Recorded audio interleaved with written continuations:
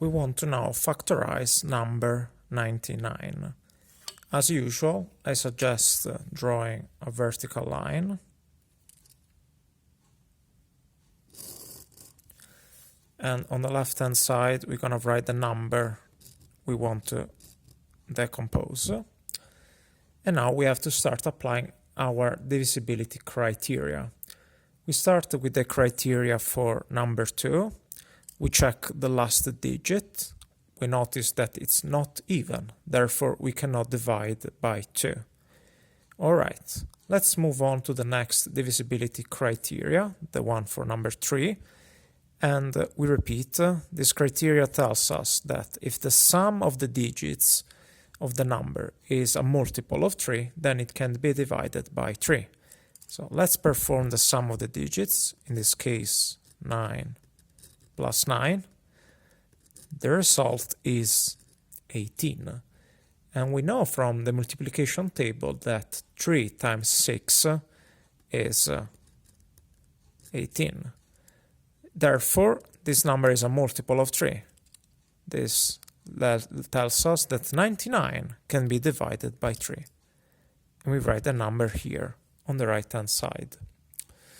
Alright, now we have to perform the division. 99 divided by 3, which yields the result of 33.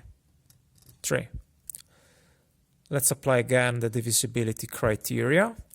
The last digit of the number is not even, therefore we cannot divide by 2.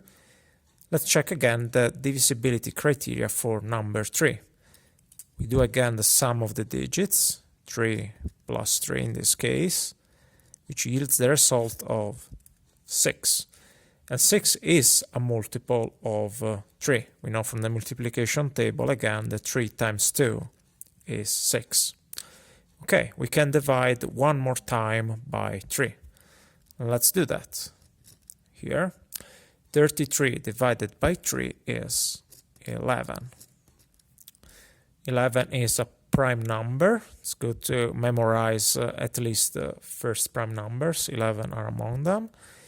Therefore, it can only be divided by itself or 1. So let's divide it by itself. And 11 divided by 11 is, of course, number 1.